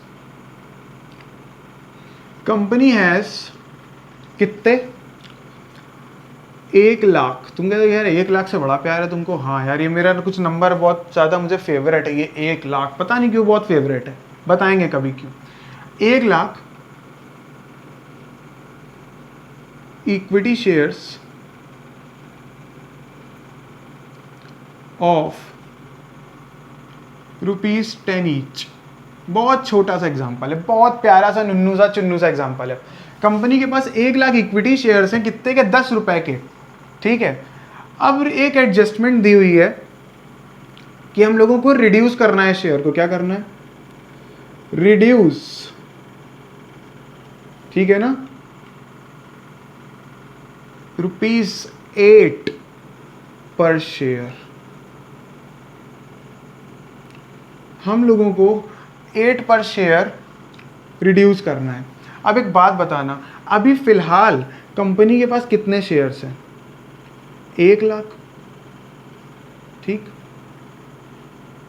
अभी मैं बिल्कुल टेक्निकल नहीं जा रहा हूं, कौन सा अकाउंट खुलेगा क्या होगा, मैं कुछ नहीं बोला, अभी मैं केवल बस सिंपल बात बता रहा हूं। 1 लाख रुपए के 10 रुपये, 1 लाख शेयर्स हैं 10 रुपये के हिसाब से, कितने के हो जाएंगे? 1 2 3 4 5 6, ठीक, 10 लाख हो गए। अब उसने बोला है कि तुम 8 पर शेयर हटा दो, यानी कितना? 1 2 3 4, 1 लाख इंटू 8 कितना होगा? 8 लाख। कितना बचा? 2 लाख। अब 8 पर शेयर हट जाएगा तो हमारे पास कितने शेयर्स बचेंगे? 1 लाख इंटू 2 शेयर्स। समझ में आती है बात? अब ये पैसों का होगा क्या? तुमने ये देखा होगा कि ये 10 लाख टोटल कितने हिस्सों में बंट चुका है? 2 हिस्सों में बंट चुका है। अब होने क्या वाला है? ये जो तुम्हारा 8 लाख रुपए है, ये तुम्हारा उसी आर्टिफिशियल सरप्लस का पार्ट बनने वाला है। समझ में आई बात? ये जो 1 लाख इंटू 8 है, क्या कह रहा है? रिड्यूस 8 रुपीज पर शेयर। हर शेयर के दाम में से 8 रुपए पर शेयर हटा दो। तुम्हारा 10 रुपए का शेयर है, उसमें से 8 रुपए हटा दो ताकि वो शेयर तुम्हारा कितने का हो जाए? 2 रुपए का। तो हमने वही किया, हम लोगों ने इसको इस तरह से किया। ये बस केवल अर्थमेटिकली हमने इसको रिप्रेजेंट अलग तरीके से किया है। नहीं तो ये 1 लाख इंटू 10 मैंने ऐसे कर दिया, नहीं तो मैं पहले माइनस कर देता और बाद में जाकर के, या फिर 8 इंटू 1 लाख डायरेक्ट कर देता। लेकिन मैंने थोड़ा और उसको इन्फॉर्मेटिव बनाने के लिए मैंने ये इस तरीके से प्रेजेंट किया है। तो यानी कि 10 लाख वाला था, उसमें से 8 पर शेयर हम लोगों ने हटा दिया, तो हमारे पास बचा कितना? 2 रुपए। और ये बात कर ले, ये हम लोगों की पूरी शेयर कैपिटल है, ठीक। तो ये जो 8 लाख जो हम लोगों ने रिड्यूस किया है, ये कहाँ जाएगा? इस आर्टिफिशियल सरप्लस के क्रेडिट साइड पे। हाँ या ना? कैसे होगा? अभी हम लोग अकाउंटिंग एंट्रीज अगले वीडियो में पढ़ेंगे, अभी हम लोग केवल बेसिक समझेंगे। तो ये तुम्हें समझ में आ गया होगा। नहीं समझ में आया है तो एक बार फिर बता देता हूँ। कंपनी के पास 1 लाख शेयर थे, इक्विटी शेयर्स 10 रुपए के।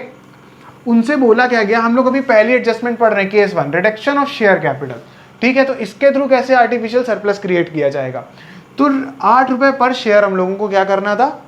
रिड्यूस करना था। तो हमने क्या किया? 10 रुपए का एक शेयर था, 8 रुपए हटा दिया, तो 1 लाख पे 2 लाख रुपए के हम लोगों की शेयर कैपिटल बची। और ये 8 लाख रुपए बना, ये कहाँ गया? जो हम लोगों ने रिड्यूस किया था, जो हम लोग रिड्यूस करेंगे वो कहाँ जाएगा? ये हम लोगों का जाएगा इसी आर्टिफिशियल सरप्लस में, और कहीं नहीं जाएगा। बात समझ में आती है? समझ में आती है। अब हम लोग इसको, तुम लोगों ने समझ लिया है, अब हम लोग सेकेंड केस पे बढ़ते हैं, ठीक। कि सेकेंड केस से क्या कहा जा रहा है? सेकेंड केस से क्या कहा जा रहा है? सेकेंड केस क्या बताना चाहता है? सेकेंड केस क्या है? सेकेंड केस हम लोगों को क्या बोल रहा है? सेकेंड केस हम लोगों को बोल रहा है रिवैल्यूएशन के बारे में। क्या बोल रहा है? रिवैल्यूएशन के बारे में थोड़ा सा ज्ञान दे रहा है ये कुछ रिवैल्यूएट करना है। एक बात बताओ, तुम लोगों ने बचपन में पढ़ा होगा पार्टनरशिप में, उसमें हम लोगों का 3 टॉपिक्स हुआ करते थे। 3 टॉपिक्स होते थे। एक होता था रिकंस्टिट्यूशन, एक होता था एडमिशन, एक होता था रिटायरमेंट। ये मैं मोटा मोटा बता रहा हूं मैं, अब कोई ये मत कह देना यार डिसोल्यूशन भी था, मुझे मालूम है, लेकिन मैं केवल मोटा मोटा बता रहा हूं। ये तुमने बचपन में कहां पढ़ा है? ये तुम लोगों ने पढ़ा होगा यहां पे, पार्टनरशिप अकाउंट्स में तुम लोगों ने पढ़ा होगा। लेकिन हम लोग पार्टनरशिप्स तो पढ़ नहीं रहे, हम लोग क्या पढ़ रहे हैं? हम लोग तो कंपनी अकाउंट्स पढ़ रहे हैं, ठीक है। हम लोग पार्टनरशिप अकाउंट्स नहीं पढ़ रहे हैं, हम लोग तो कंपनी अकाउंट्स पढ़ रहे हैं। तो लेकिन क्या पार्टनरशिप होने में और कंपनी होने में इस रिवैल्यूएशन वाली जो एडजस्टमेंट है कुछ फर्क आता है? Answer is a big no. बिल्कुल सेम होने वाला है, बस तरीका थोड़ा सा बदल जाएगा, इंफॉर्मेशन को प्रेजेंट करने का वे बदल जाएगा, और बाकी सब सेम रहने वाला है। I can bet. अभी तुमको भी पता चलेगा वो कैसे होगा, देखते हैं, ठीक है। ये 3 चीजें समझ में आ गई। अब सपोज एक एडजस्टमेंट आ गई हम लोगों के पास, रिकंस्ट्रक्शन की स्कीम हुई, उसमें उन्होंने बोला कि ऐसा है, हमारे पास एक मशीन पड़ी थी। जब रिकंस्ट्रक्शन हो रहा था तो उन्होंने बोला कि हमारे पास एक बैलेंस शीट में एक मशीनरी पड़ी हुई है, कितने रुपए की? 1 लाख रुपए की। कि कितने रुपए की, 1,00,000 रुपए की। 1,00,000 रुपए की हमारी क्या है, बुक वैल्यू, जो हमारी बैलेंस शीट में दिख रही है। लेकिन उस समय पता चलता है कि उसी मशीनरी की मार्केट वैल्यू क्या है। उस समय पता चलता है कि उस मशीन की मार्केट वैल्यू इस समय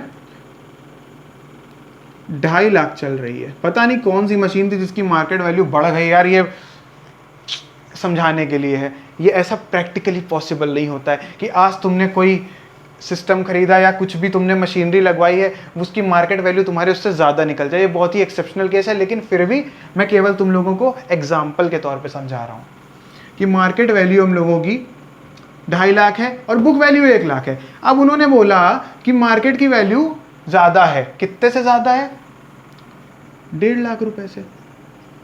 तो तुम लोगों को कुछ याद होगा कि तुम लोग एक एंट्री पास करते अगर तुम लोग पार्टनरशिप कर रहे होते। अगर तुम लोग पार्टनरशिप अकाउंट्स पढ़ रहे होते तो एक एंट्री पास करते कि भाई तुम्हारी मशीनरी 1 लाख की 2.5 लाख, 1 लाख से 2.5 लाख की हो गई। कितने का डिफरेंस है, 1.5 लाख का। तो तुम एक एंट्री पास करते, बहुत मोहब्बत के साथ पास करते वो भी। अब तुम नाच रहे होगे इस समय सब लोग कि यार ये कुछ बढ़िया पुरानी चीज़ बता रहा है जिससे हम लोग रिलेट कर पा रहे हैं। अभी और मज़ा आने वाला है। मशीनरी अकाउंट को तुम लोग बहुत प्यार से डेबिट करते, ठीक है ना। कितने से डेबिट करते, जो हमारा डिफरेंस है, जितने से वैल्यू बढ़ गई है, क्योंकि डेबिट से तो एसेट है मशीनरी हम लोगों का, डेबिट से बढ़ जाएगी। मशीनरी अकाउंट डेबिट करते टू एक अकाउंट का नाम तुम लिखते, क्या नाम है,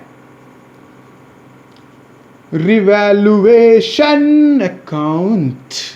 ये 1.5 लाख रुपए से। अगर तुम पार्टनरशिप कर रहे होते तो तुम यही एंट्री पास करते, ठीक है ना। नरेशन भी कुछ लिखते, नरेशन पे हम लोग अभी नहीं जा रहे। मशीनरी अकाउंट डेबिट करते, रिवैल्यूएशन अकाउंट को क्रेडिट करते 1.5 लाख रुपए से। समझ में आती बात, जितने से मार्केट वैल्यू बढ़ गई है। लेकिन क्या हम लोग पार्टनरशिप पढ़ रहे हैं? अभी बताया क्या हम लोग पार्टनरशिप पढ़ रहे हैं? नहीं, पार्टनरशिप नहीं पढ़ रहे हैं। तो पार्टनरशिप नहीं पढ़ रहे हैं तो हम लोग क्या पढ़ रहे हैं? हम लोग पढ़ रहे हैं हम लोग कंपनीज के बारे में, ठीक है। हम लोग क्या पढ़ रहे हैं? हम लोग कंपनीज के बारे में पढ़ रहे हैं। तो क्या यहाँ पे हम लोग रिवैल्यूएशन अकाउंट का यूज करेंगे? नहीं, हम लोग यहाँ पे एक दूसरे अकाउंट का नाम लिखेंगे, ठीक है ना।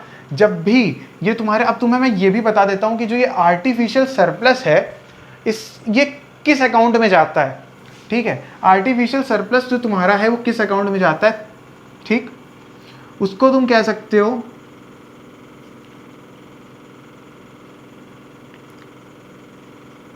कैपिटल रिडक्शन अकाउंट, ठीक है। हम लोग जब भी पार्टनरशिप की बात करते हैं तो रिवैल्यूएशन पे क्रेडिट होता, लेकिन चूंकि हम लोग कंपनीज को पढ़ रहे हैं, ठीक, तो हम लोगों का कौन सा अकाउंट यूज होगा? Capital reduction account. ये वही आर्टिफिशियल सरप्लस है, लेकिन हम लोग उसको जब भी अकाउंट्स पढ़े, एंट्रीज, जर्नल एंट्रीज पास करेंगे तो हम लोग कैपिटल रिडक्शन अकाउंट के नाम से उसको जानेंगे। बात समझ में आई? ये एडजस्टमेंट समझ में आई? आ गई, ठीक है। अब अगले केस की तरफ हम लोग प्रस्थान करते हैं, क्योंकि मुझे और भी चीजें बतानी है यहां पर।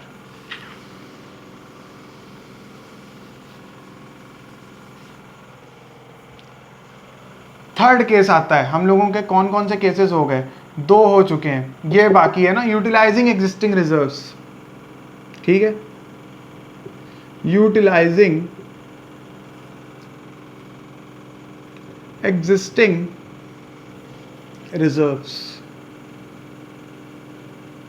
सपोज करो तुम्हारे पास एक जनरल रिजर्व पड़ी है, ठीक है। कितने की? बहुत इमेजिनरी अमाउंट्स है, बहुत छोटे छोटे अमाउंट्स लेते हैं। तुम्हारे पास एक सिक्योरिटी प्रीमियम रिजर्व भी पड़ा हुआ है, जिसको हम लोग शॉर्ट में SPR बोलते हैं। सपोज तुम्हारे पास वो भी 50,000 का पड़ा हुआ है। या फिर तुम्हारे पास एक, मोहब्बत के साथ लिखना इस चीज को, रेवेन्यू रिजर्व पड़ी हुई है, वो भी तुम्हारे पास 50,000 की पड़ी। चलो हटाओ यार, बोलोगे 50,000 कर रहे हो क्या? 50 हर चीज, हर माल 50 बेच रहे हो? नहीं, लो थोड़ा महंगा करेंगे, अपना फेवरेट नंबर 1 लाख की है। तो टोटल हम लोगों के पास सामान कितना है? ये हम लोगों की एग्जिस्टिंग रिजर्व्स हैं। अब रिकंस्ट्रक्शन हो रहा है। अच्छा, इनका बैलेंस कैसा होता है? ये रिजर्व है भाई, ये बचपन में तुम्हें पढ़ाया गया, तुम मुझसे दोबारा मत पूछना कि कौन सा बैलेंस होता है। इनका बैलेंस कैसा होता है? क्रेडिट। अच्छा, क्रेडिट होता है। और हम लोगों को इतने सारे डेबिट बैलेंस को गायब करने के लिए कौन सा बैलेंस चाहिए? क्रेडिट बैलेंस ही तो चाहिए। तो क्या हम लोग इन रिजर्व्स को, इस डेबिट बैलेंस को राइट ऑफ करने के लिए यूज कर सकते हैं? हाँ। सपोज हमारे पास हमारा प्रॉफिट एंड लॉस अकाउंट,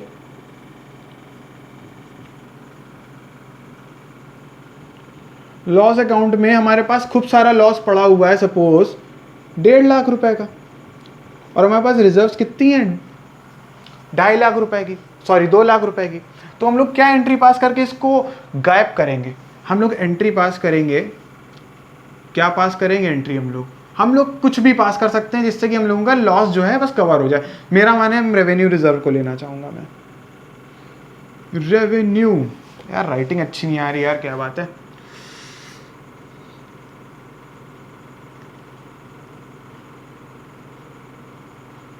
लगता है इस मार्कर की इंक गई, कोई बात नहीं, अभी भर लूंगा। रेवेन्यू रिजर्व कितने की? हम लोगों की 1 लाख रुपए की है। डेबिट करो। दूसरी क्या है हम लोगों की? सिक्योरिटी प्रीमियम रिजर्व है, कितने की?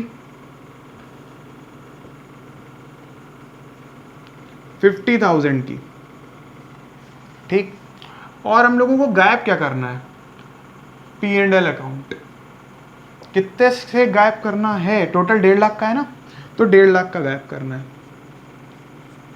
तो हम लोगों का क्या हो गया? ये देख रहे हो, अमाउंट सेट ऑफ हो गया। अब तुम ये दिमाग में, ये बहुत लोगों के दिमाग में आएगा कि यार ये जनरल रिजर्व 50,000 की बचा लिए। एक बात बताओ, तुम्हारी मम्मी या तुम्हारे पापा तुम्हें खर्च करने के लिए 500 रुपए देते हैं कि जा बेटा बाहर मौज कर, जा सिमरन जी ले अपनी जिंदगी। तो एक बात बताओ, वो 500 रुपए देते हैं और तुम बाहर गए तो तुम्हें 350 रुपए का खर्चा हुआ, तो क्या तुम्हें ये 150 रुपए जो तुम्हारे बच गए ये खल रहे हैं? क्या तुम्हें तुम्हारे बचे हुए पैसे खलते हैं? क्या तुम इतने, क्या कह सकते हैं, कलाकार इंसान हो कि ये जो 150 रुपए हैं इनको भी खर्च करके ही मानोगे? मतलब 500 दिए हैं तो 500 के 500 गायब होने चाहिए, ऐसा है? तुम लोग अच्छे बच्चे हो तो ये तो नहीं करने वाले हो। तो इसीलिए ये 50,000 जो बचा है ना बेटा, इसको रखा रहने दो, खलना नहीं चाहिए तुम्हें। तो इसीलिए जितना लॉस है हम लोगों ने कवर करा दिया। तो इससे ये पता चलता है कि हम लोग एग्जिस्टिंग रिजर्व्स जो थी हम लोगों की, उनको भी यूज कर सकते हैं। किस तरह से? अपने, कह सकते हैं आर्टिफिशियल सरप्लस की तरह यूज कर सकते हैं अपने लॉसेस को, या फिर इंटेंजिबल एसेट्स को या फिक्टिशियस एसेट्स को राइट ऑफ करने के लिए। बात समझ में आई? आ गई। अब बात समझो, अब बात समझो। केस हम लोगों का 3 हो गया। अब हम लोग अगले केस पे आगे बढ़ते हैं। आगे बढ़े।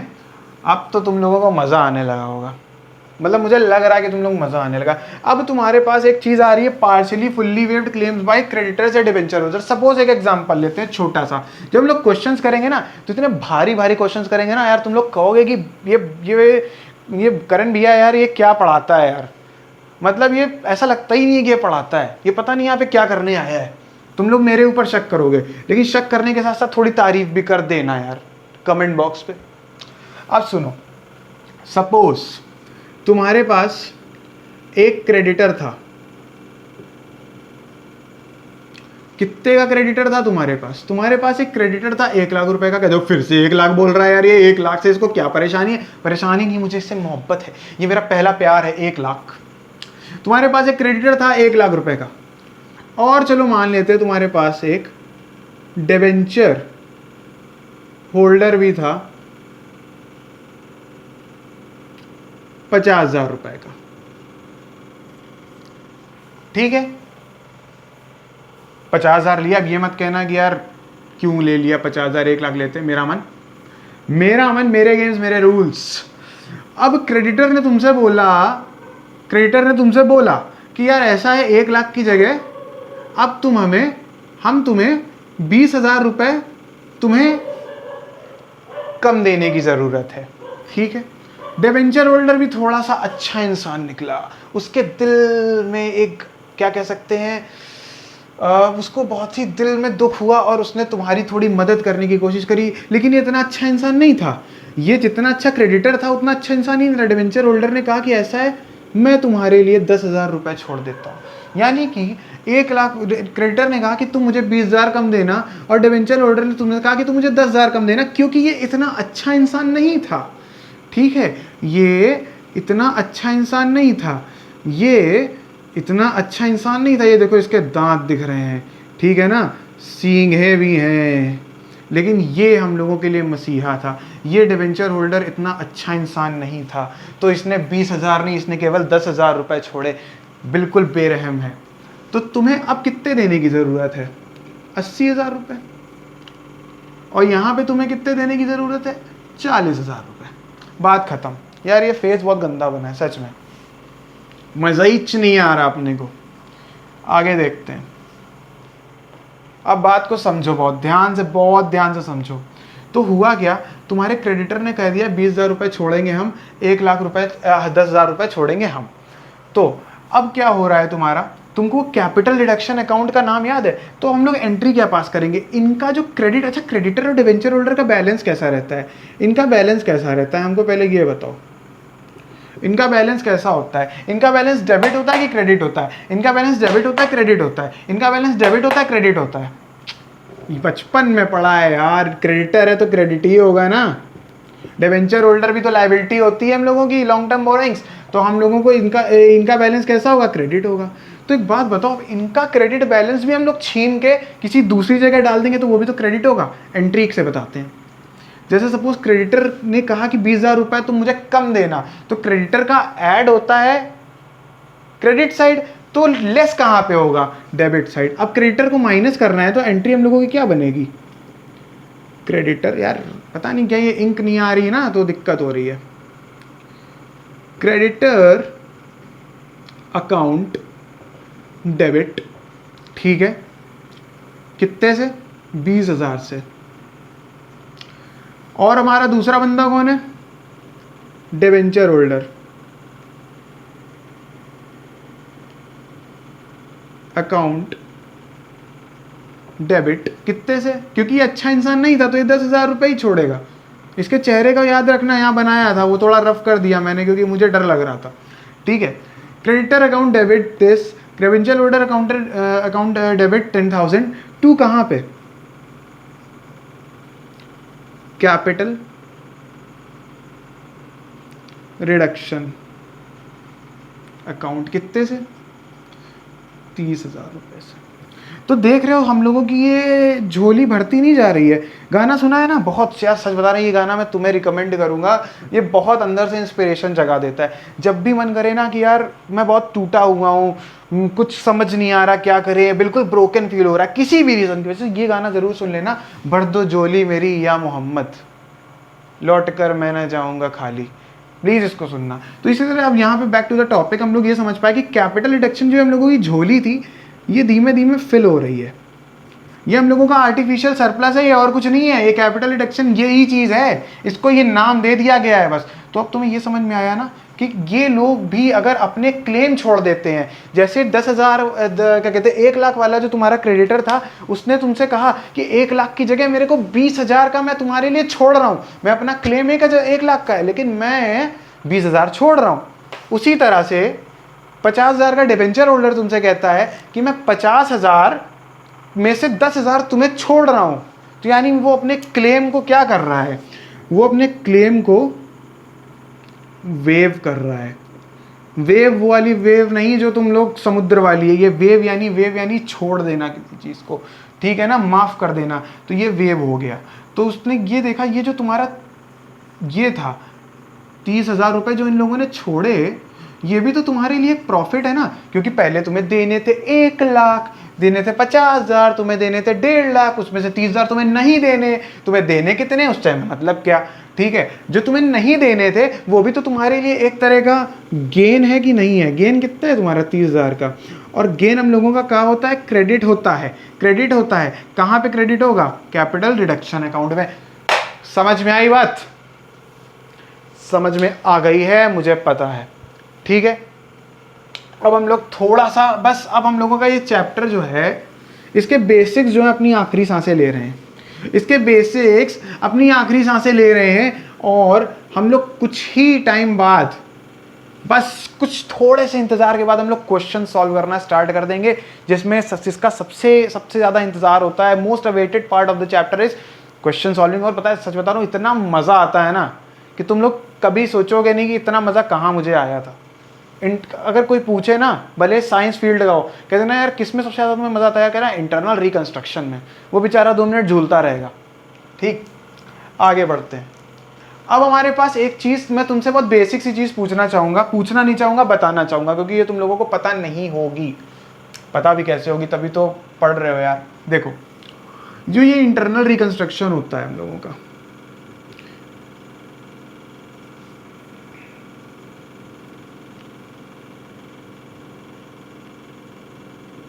जैसा कि मैंने बताया कि ये कैसे गवर्न होता है, सेक्शन 66 के थ्रू। सेक्शन 66 इसका कंपनीज एक्ट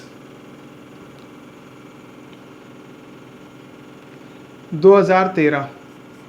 ठीक है, इंटरनल रिकंस्ट्रक्शन कहां से गवर्न होता है? सेक्शन 66 से। किसके सेक्शन 66 से? कंपनीज एक्ट 2013 के सेक्शन 66 से। तो इससे ये नहीं लग रहा है यहाँ पे कुछ लीगैलिटी चाहिए होगी, यहाँ पे लीगैलिटी की प्रेजेंस नहीं फेल्ट हो रही तुम लोगों को? ऐसा नहीं लग रहा है कुछ कोर्ट कचहरी वाला मामला है? ये बिना कोर्ट कचहरी की परमिशन से नहीं हो सकता, या फिर इसके लिए कुछ स्पेसिफिक रिक्वायरमेंट्स होंगी, कुछ परमिशन लेनी पड़ेंगी। क्या तुम्हारे दिमाग में ये नहीं आ रहा? अगर आ रहा है तो बहुत अच्छी बात है, सच बात है, सही होगा। क्योंकि इंटरनल रिकंस्ट्रक्शन बिल्कुल लीगली गवर्न किया जाएगा। इसके लिए तुम्हें कुछ रिक्वायरमेंट्स फुलफिल करनी पड़ेंगी। रिक्वायरमेंट्स बहुत सारी हैं, लेकिन वो लॉ में है। और मैं तुम्हें क्या लॉ पढ़ा रहा हूँ? मैं तुम्हें लॉ नहीं पढ़ा रहा, मैं तुम्हें अकाउंट्स पढ़ा रहा हूँ। तो मैं केवल अपने मुद्दे की बात बताने के लिए थोड़ा सा तुम्हें ब्रीफ इंट्रो दे दूंगा इसके बारे में। बेसिकली होता क्या है, जब भी हम लोग इंटरनल रिकंस्ट्रक्शन होता है किसी भी कंपनी का,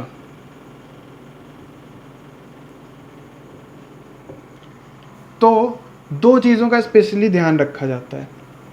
पहली चीज़ तो इंटरनल रिकंस्ट्रक्शन होता है तो हम लोगों का आर्टिफिशियल सरप्लस क्रिएट होता है, ये पता है। ये किसकी परमिशन से होता है? सबसे पहली चीज़ तो हम लोगों को जनरल मीटिंग में एक स्पेशल, यार एक सेकेंड, सॉरी, एक स्पेशल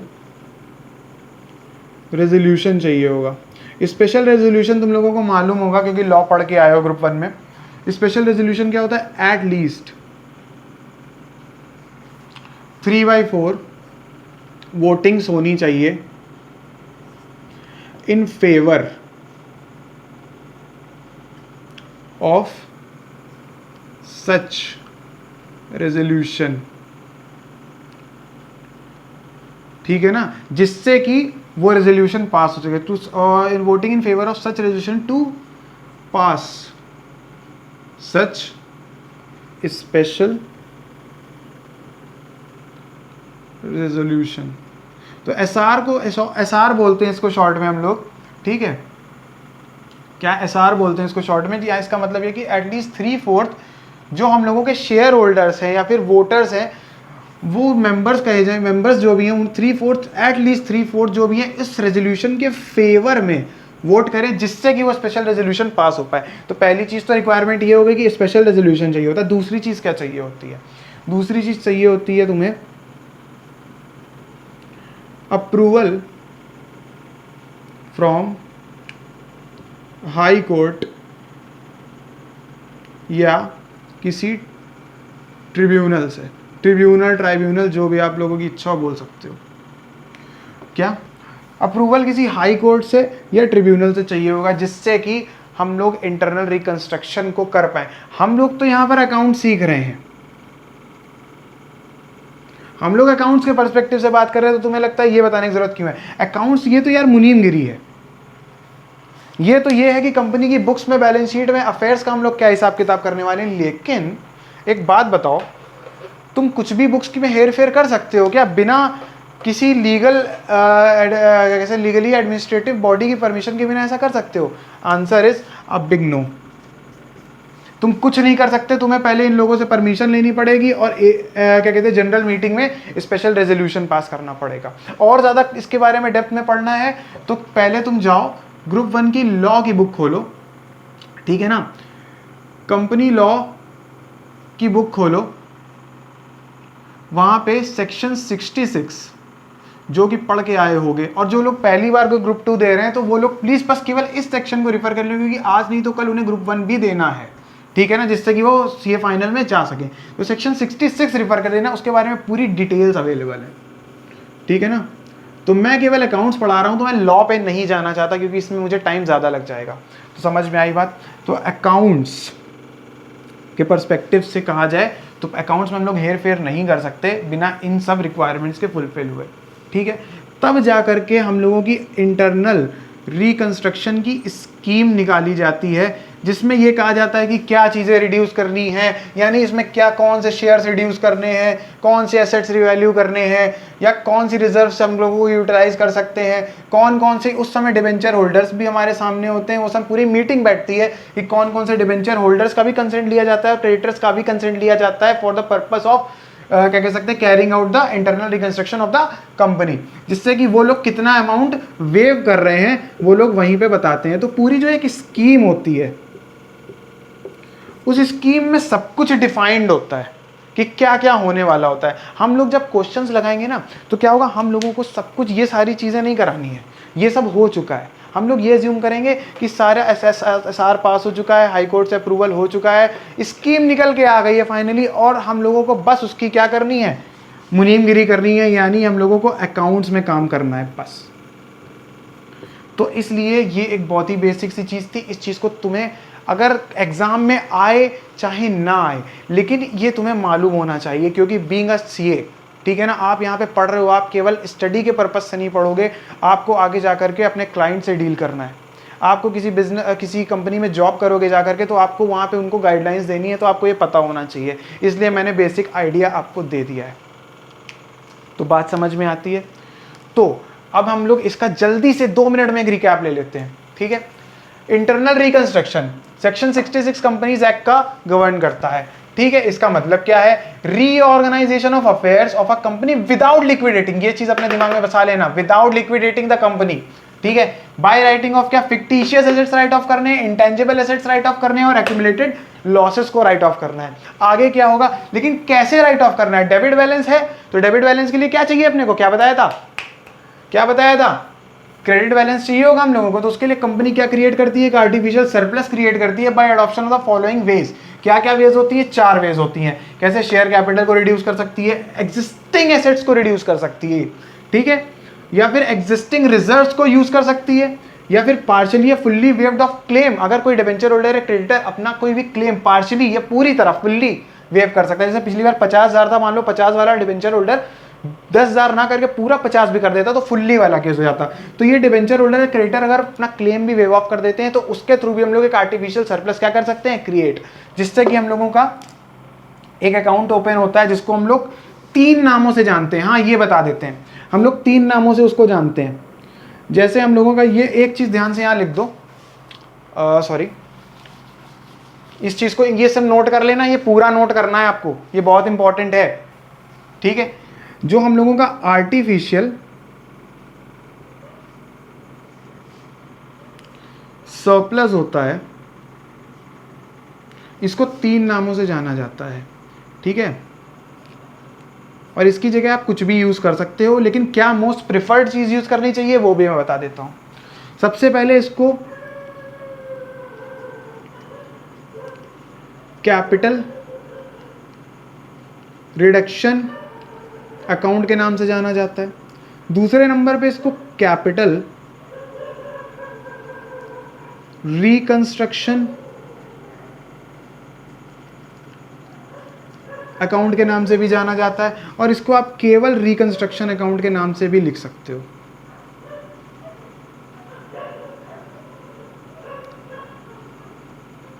केवल रिकंस्ट्रक्शन अकाउंट भी काफी है। तो इन तीनों में से तुम कोई भी नाम यूज कर सकते हो, लेकिन अगर मेरे से पूछोगे कि करण भैया मैं कौन सा नाम यूज करूं जिससे कि मेरे मार्क्स ना कटे वहां पर, तो मैं कहूँगा इस वाले को यूज़ करना है तुम्हें, मैं कहूँगा कैपिटल रिडक्शन को यूज़ करना। ठीक है, ये मोस्ट प्रिफर्ड होता है। अगर तुम पूछ रहे हो इसका रीज़न क्या है, इसका कोई रीज़न नहीं है, जस्ट बिकॉज ये इंस्टीट्यूट की गाइडलाइंस है।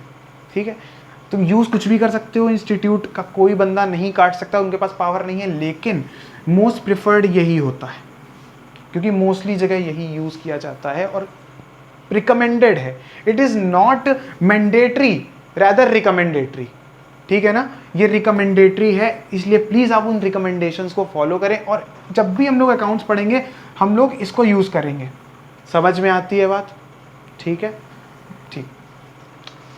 तो ये हम लोगों का पूरा इंटरनल रिकंस्ट्रक्शन हम लोगों का ख़त्म हो चुका है। ये चीज़ समझ लेना, एसआर चाहिए होता है, अप्रूवल हाई कोर्ट का चाहिए होता है, 3/4 वोटिंग, समझ गए ना पूरी चीज़। तो ये था हम लोगों का इंटरनल रिकंस्ट्रक्शन। हम लोगों ने 3 चीज़ें पढ़ डाली इस क्लास में। केवल इंटरनल रिकंस्ट्रक्शन नहीं पढ़ा, हमने क्या पढ़ा? सबसे पहले रिकंस्ट्रक्शन का मतलब समझा। रिकंस्ट्रक्शन के बाद हम लोगों ने एक्सटर्नल रिकंस्ट्रक्शन पढ़ा, उसके बाद हम लोगों ने सीखा क्या? Internal reconstruction. तो सारे बेसिक्स आई होप सो नहीं, बिल्कुल 100% श्योर हूँ मैं कि इस क्लास में कवर हो चुके हैं सारे के सारे थ्योरेटिकल। और आप लोगों से मेरी एक ये बहुत सच में रिक्वेस्ट है कि प्लीज़ जितना भी मैंने पढ़ाया है, जितना भी मैंने बोर्ड पे लिखा था, प्लीज़ उसको अपनी कॉपी पे प्लीज़ नोट डाउन कर लेना, नोटबुक पे, और उसको रिविज़न ज़रूर कर लेना एटलीस्ट 2 टाइम्स, तब जा कर के मेरा नेक्स्ट वीडियो देखना, नहीं तो समझ में नहीं आएगा। क्योंकि जो भी हम लोग नेक्स्ट वीडियो में करने वाले हैं वो पूरा प्रैक्टिकल होने वाला है। बात समझ में आ रही है? तो सब कुछ प्रैक्टिकल होने वाला है, तो बात को समझ लो भाई। ये रिकंस्ट्रक्शन जो चैप्टर है ये इन्हीं से होके गुजरेगा जो आगे की हम लोग प्रैक्टिकल प्रॉब्लम्स लगाने वाले हैं। तो ठीक है, दैट्स इट, थैंक यू।